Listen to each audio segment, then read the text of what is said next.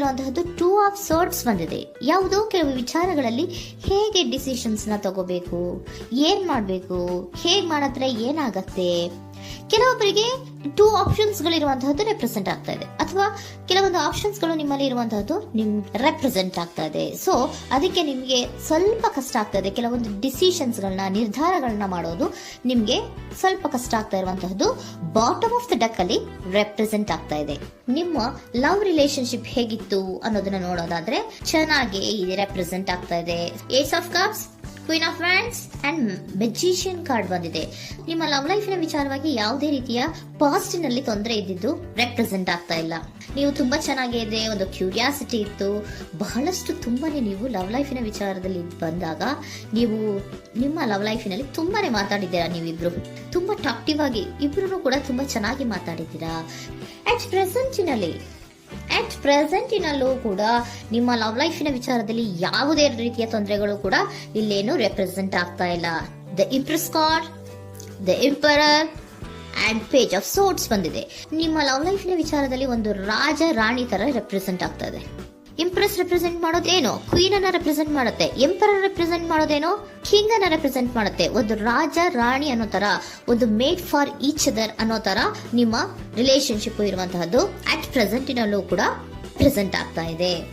ಈಗಲೂ ಕೂಡ ಚೆನ್ನಾಗೇನೆ ಮಾತಾಡ್ತಾ ಇರುವಂತದ್ದು ಕೂಡ ರೆಪ್ರೆಸೆಂಟ್ ಆಗ್ತಾ ಇದೆ. ನಿಮ್ಮ ಲವ್ ಲೈಫಿನ ವಿಚಾರದಲ್ಲಿ ನೀವಿಬ್ರು ಚೆನ್ನಾಗೇ ಇದ್ದೀರಾ, ಮೇಡ್ ಫಾರ್ ಈಚ್ ಅದರ್ಸ್ ಅಂತ ಅನ್ನೋ ತರ ಇದೆ.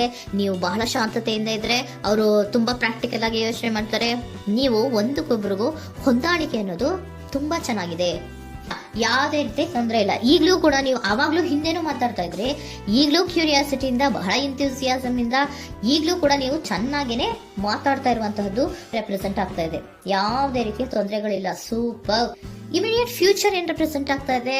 ಇಮಿಡಿಯೇಟ್ ಫ್ಯೂಚರ್ ದ ಹೆಲ್ಫನ್ card, 9 of hands and star card represent ಆಗ್ತಾ ಇದೆ. ಕೆಲವೊಬ್ರು ಲವ್ ರಿಲೇಶನ್ಶಿಪ್ ಅಲ್ಲಿ ಇರುವಂತಹ ಕೆಲವೊಬ್ರು ಮಾತ್ರ ಇಮಿಡಿಯೇಟ್ ಫ್ಯೂಚರ್ ನಲ್ಲಿ ಕೆಲವೊಬ್ರು ಮದುವೆಗಳಾಗುವಂತಹ ಸಾಧ್ಯತೆಗಳು ರೆಪ್ರೆಸೆಂಟ್ ಆಗ್ತಾ ಇದೆ. ಒಂದು ಸೀರಿಯಸ್ ಕಮಿಟ್ಮೆಂಟ್ ಇರುವಂತಹದ್ದು, ಬರೀ ಪ್ರೀತಿ ಮಾಡುವಂತಹದ್ದಲ್ಲ, ಒಂದು ಸೀರಿಯಸ್ ಕಮಿಟ್ಮೆಂಟ್ ಅಲ್ಲೂ ಕೂಡ ಇರುವಂತಹದ್ದು ನಿಮ್ಮ ಲವ್ ಲೈಫಿನಲ್ಲಿ ರೆಪ್ರೆಸೆಂಟ್ ಆಗ್ತಾ ಇದೆ.